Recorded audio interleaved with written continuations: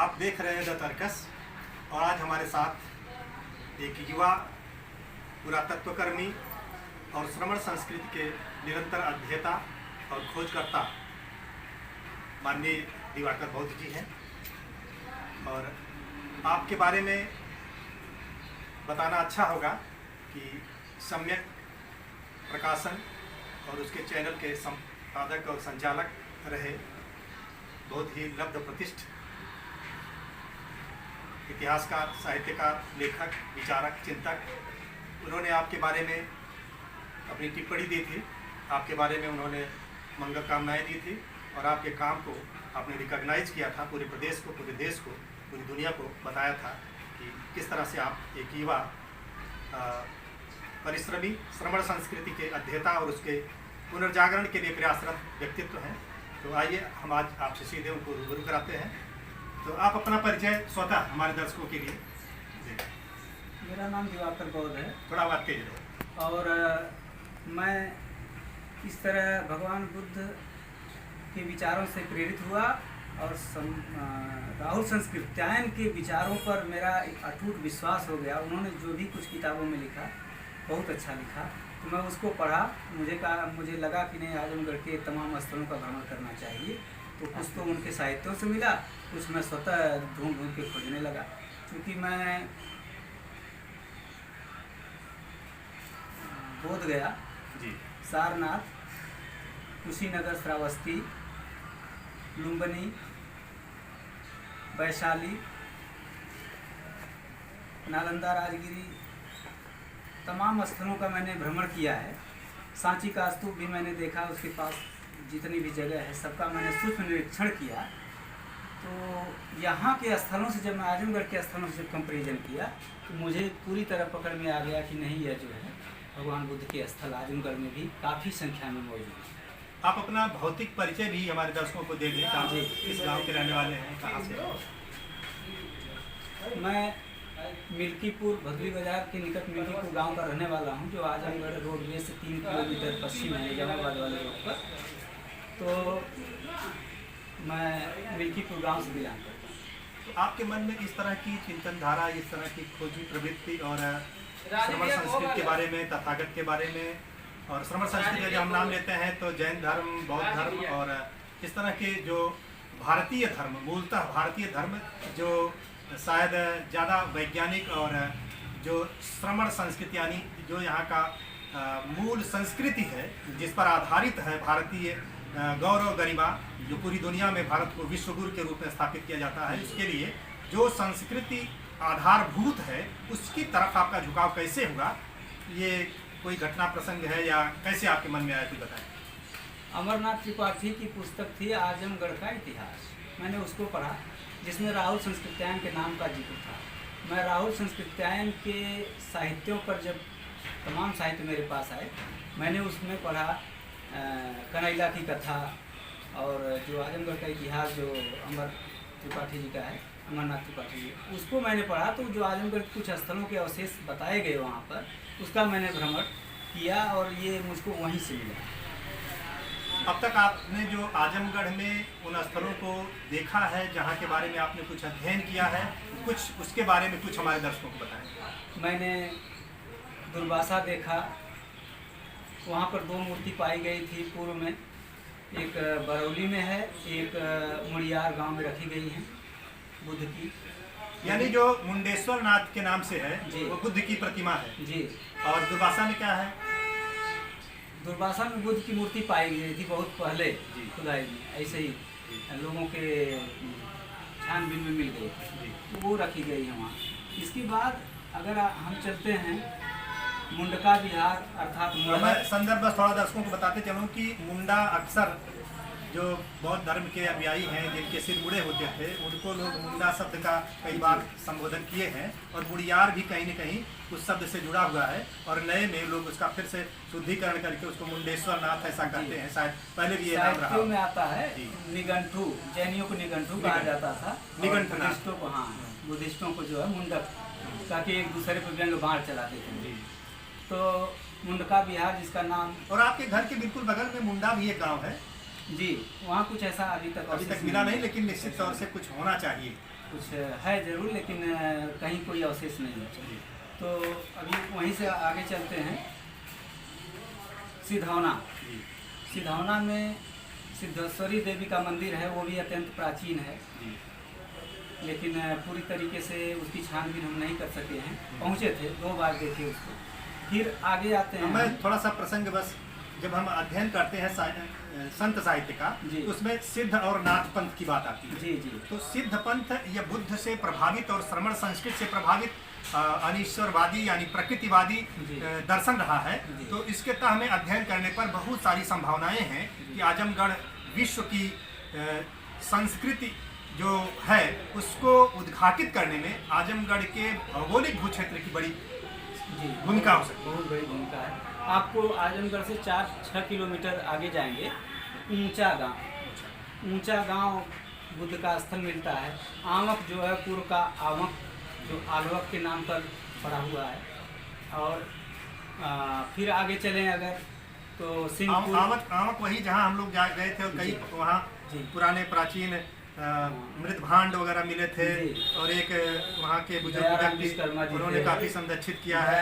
हाँ जी, और वहाँ वो पुराने जमाने के ईंट भी मिले थे। जी। तो सिंहपुर अकैचा है, जहाँ 150 पत्थर जो हैं सारनाथ के पत्थरों से मैच करते हैं। बुद्ध की मूर्ति भी वहाँ पर स्तंभों पर देखने को मिल जाती है। और कहाँ के बारे में कहावत है कि सारनाथ की वो दीप वहाँ दिखाई देता था? आमक से। और इसके बाद जो है हथियारदह है। वहाँ के जो इतिहास मिलते हैं वो कुमार देवी और गोविंद चंद गढ़वार से मिलते हैं, काशी नरेश से मिलते हैं। इसके बाद देवलास है, वहाँ भी मिलता है तमाम कुछ। और जो जैन धर्म का एक स्थल है आजमगढ़ में, वो है किशुनपुरा करके बेलवा कलीजपुर गाँव, वो भी देव गाँव से पूरब। ये सभी स्थल जो है भगवान बुद्ध के स्थल हैं, जैन धर्म के स्थल हैं।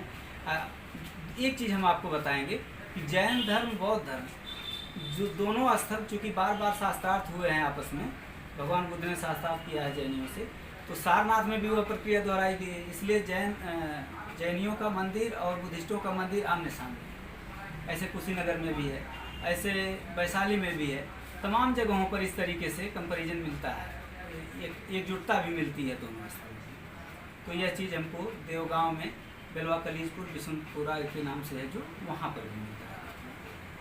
तो बुद्ध विहार, जैसे विहार शब्द का प्रयोग होता है, जी। और दूसरी तरफ धार्मिक लोग मंदिर शब्द का प्रयोग करते हैं। इन दोनों में कोई अंतर, कोई मतभेद, कोई खास फर्क? हाँ, बुद्ध विहार जो है, वहाँ पर जो बुद्धिस्ट लोग रहते हैं वहाँ विहार करते थे, आनंद लेते थे, वहाँ निवास करते थे। और जो मंदिर है वो पूजा उपासना का स्थल होता है। यही दोनों विशेष दोनों में। तो आजमगढ़ में आपने जो बताया कि ये स्थल, और भी संभावित कौन से स्थल हैं जो भविष्य में बुद्ध से जुड़े हुए प्रमाणित होंगे, या जिनमें आपकी निगाह भी है कि ये यहाँ हमें अध्ययन करना है? और वैसे तो राहुल सांकृत्यायन ने काफ़ी कुछ यहाँ के बारे में बताया है। उन्होंने तो जो यहाँ पालमेश्वरी धाम है, इसके बारे में भी बताया है कि वो बुद्ध की प्रतिमा है जो कमर के नीचे की। जी। ये आजमगढ़ और मऊ दोनों एक ही जनपद हुआ करते थे कभी, आजमगढ़ के नाम से। तो अभी जनवरी 20 में, जनवरी 21 में अभी यहाँ पर माहपुर गांव, जो भतड़ी चक गांव है करहा के पास, वहाँ पर बहुत बड़ा स्थल भगवान बुद्ध का मिला है। कुछ मूर्तियाँ मिली हैं, और उसको सरकार अशोक आए हैं, तो वहाँ उसी स्थल पर जहाँ भगवान बुद्ध वर्षावास बिताए थे, उसी स्थल पर उन्होंने एक स्तूपा का निर्माण कराया।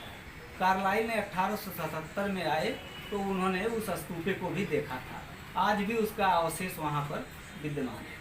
तो जिसकी चर्चा समय प्रकाशक के हमारे शांति स्वरूप बौद्ध जी ने किया था, जी, जो लालगंज के आसपास की, उसकी भी अच्छा हथियारदह की बात, ऐसे 1 या 2 स्थानों की बात की थी। हथियारदह की बात किया था उन्होंने। जी, तो हथियारदह में गोविंद चंद गढ़वार नाम के शासक का लेख 11वीं शताब्दी का मिलता है। उनकी 2 रानियाँ मिलती हैं, वो जयचंद के दादा दादी थे। तो जब वही जयचंद जिनको इतिहास में जिनकी चर्चा है, जी, इतिहास में उनको लोगों ने कलम कसाई इतिहासकारों ने उनको गद्दार कहा है। गद्दार कहा है जी। हालांकि नए शोधों से पता लगा है कि वह नितांत उच्च कोटि के विचारक, चिंतक, मानवतावादी, समतावादी दृष्टिकोण के होने के नाते जो लोग उस समतावादी दृष्टिकोण को नहीं पचा सकते थे, उन्होंने उनको पाखंड और मक्कार और गद्दार करने की कोशिश किया। उनकी दादी जो थी जयचंद की दादी जो थी, वो जो है मेत्तानंद भिक्षु के यहाँ कुछ दिन के लिए छोड़ दी थी उनको, इसलिए वो बुद्धिस्ट विचारधारा के व्यक्ति है। और ये भी पता लगता है इतिहास में जाने पर कि जो पूरी कहानी बताई जाती है जयचंद से पृथ्वीराज की, उस कहानी में भी सच्चाई नहीं है। जो हाँ, उनकी बेटी का और जो विवाद, जो स्वयंवर का मामला है, तो शायद उस नाम से उनकी बेटी थी ही नहीं। और इस तरह की बातें निकल के आती है। जो सम्यक प्रकाशन का एक लेख, एक पुस्तक जिसमें स्वयं शांति स्वरूप बौद्ध जी ने उस विश्लेषण किया है, और उसमें आजमगढ़ के रहने वाले चंडेसर के जो एक प्रवक्ता रहे इंटरमीडिएट कॉलेज में, संत बख्श सिंह गहलोत जी, उनके नाम की भी चर्चा उस पुस्तक की भूमिका में आई है। और उसमें बताया गया है व्यापक तौर पर कि किस तरह से जयचंद एक महान चिंतक, मानवतावादी, समतावादी सोच के श्रेष्ठतम व्यक्ति थे, लेकिन उन्हें कुछ लोगों ने इस तरह से उनका दूसरा चेहरा प्रस्तुत करके अच्छे प्रयासों को धूमिल करने का, उस पर पर्दा डालने की कोशिश किया है। जी आगे बताएं। तो इस तरह आजमगढ़ की धरती बहुत ही पावन और पवित्र धरती है। आलवक जो उनका निवास स्थान जो है, वहाँ था आमक में, जो आज का आमक स्थल है, आलवक के नाम पर ही वो आमक पड़ा है। और उनका जो रहने का स्थान था वो ऊंचा गांव था। तो इसका बुद्ध विहार का एक अच्छा नाम है जो दिमाग से मेरे उतर रहा है, किताब में उसको देखना पड़ेगा उसका नाम। तो स्थल मिलते हैं और बहुत बड़ा इतिहास है आजमगढ़ में बुद्धिस्टों का। अभी बीच में एक पुस्तक भी प्रकाशित हुई थी, इतिहास के आईने में आजमगढ़, इतिहास के आईने में आजमगढ़। किसकी पुस्तक है वो? गोपेंद्र प्रताप सिंह। हाँ, वो पुस्तक हमारे भी पुस्तकालय में पहुंच चुकी है। जी। वो IPS अधिकारी है। IPS है। तो उन्होंने इस पर भी बहुत विस्तार से चर्चा किया है। जी। तो इस तरह तमाम चीज़ें हैं, हम भगवान सम्राट राहुल संस्कृत्यायन के लेखों से जान सकते हैं। और अपने जो पुराने उस क्षेत्र में मदन मोहन पांडे जी हैं, जो राहुल संस्कृत्यायन के पोते हैं, उस परिवार के हैं, वह भी इस पर विषय पर काम कर रहे हैं। भीमसेन राजभर जी हैं, इसी क्षेत्र पर काम कर रहे हैं वो भी। तो इस तरह तमाम लोग हैं इस क्षेत्र पर काम कर रहे हैं, और काफ़ी कुछ आजमगढ़ से मिला है और सीख। दिवाकर जी, आपकी शैक्षिक योग्यता क्या है? कितनी पढ़ाई हुई है? मैं BA हूँ। इसके बाद कुछ नहीं कर पाया मैं, क्योंकि घर की हालत हमारी ठीक नहीं थी।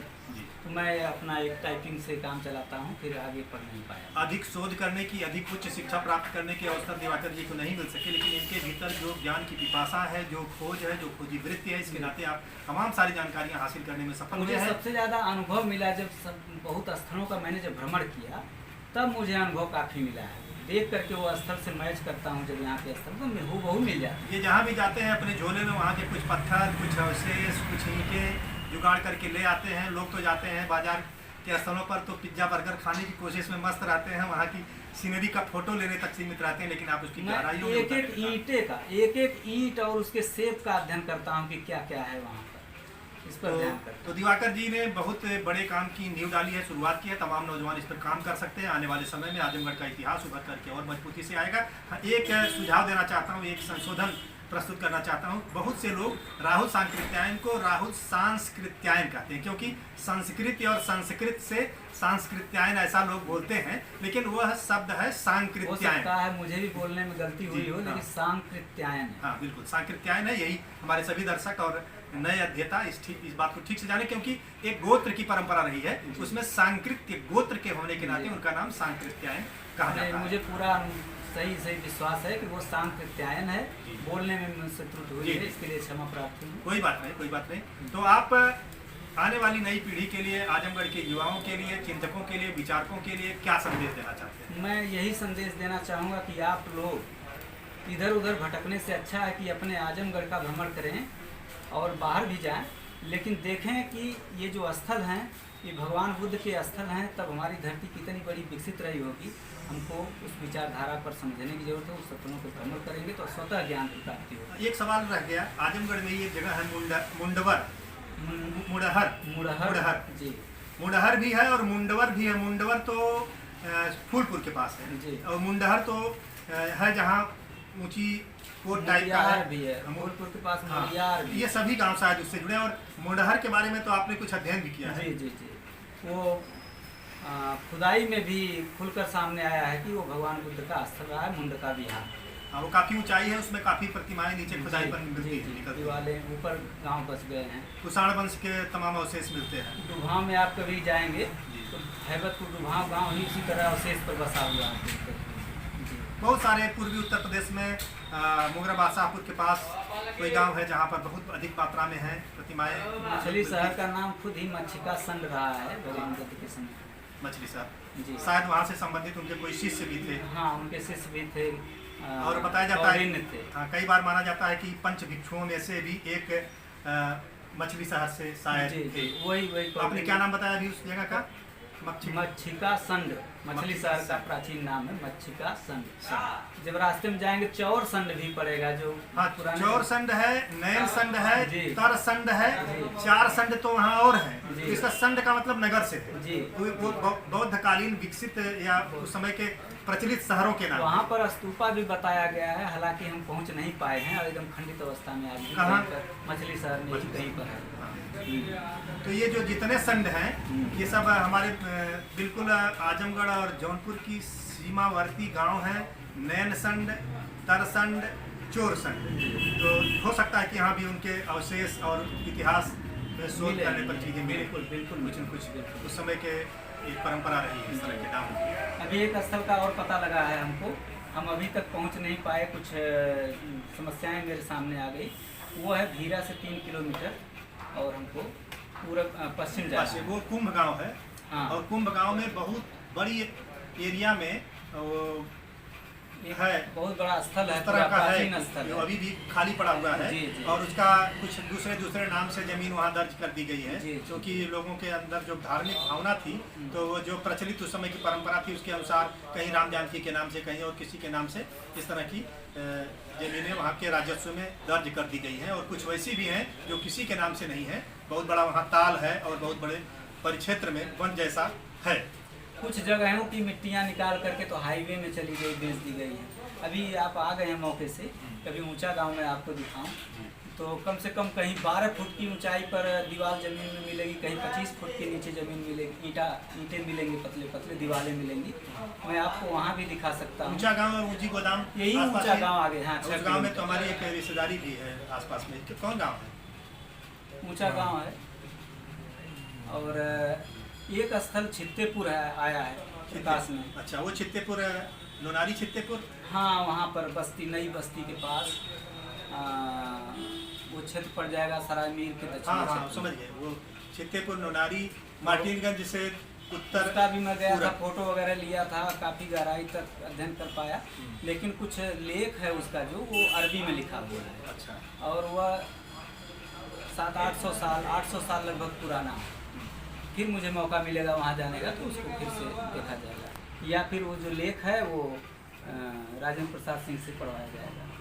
तो दिवाकर बौद्ध जी के पास बहुत सारे ऐसे साहित्यों का भी आपने संग्रह किया है, जानकारियों का भी संग्रह किया है, पुरातत्व के तमाम अवशेषों का संग्रह किया है। और ये सारी जानकारियाँ आने वाले अध्येताओं के लिए बहुत काम की होंगी। और आप स्वतः भी एक बड़ी व्यापक अध्ययनशीलता के साथ गतिमान है, आगे बढ़ते रहेंगे। मैं चाहूँगा कि हमारे दर्शकों के लिए आप अपना मोबाइल नंबर भी उपलब्ध करा दें ताकि कोई आपसे संपर्क करके जानकारियाँ हासिल कर सके। 9956 99 12 10। एक बार दोहरा दीजिए। 9956 99 1210। धन्यवाद। अगर कुछ और खास बताना चाहें, नहीं तो फिर हम अपने दर्शकों को अगली वार्ता में आपसे और जानकारियों के साथ कुछ स्पेशल में बताता, थोड़ा सा मुझे पहले सूचना मिली होती ना, तो कुछ तैयारी से मैं आता तो और बेहतर तरीके से मैं इसको। चलिए, आज इतना ही। अगर तो फिर अगली मुलाकात में हम आपको फिर आपसे रूबरू कराएंगे, दिवाकर बौद्ध जी से बात कराएंगे। तब तक के लिए आप सभी को धन्यवाद। नमो बुद्धाय।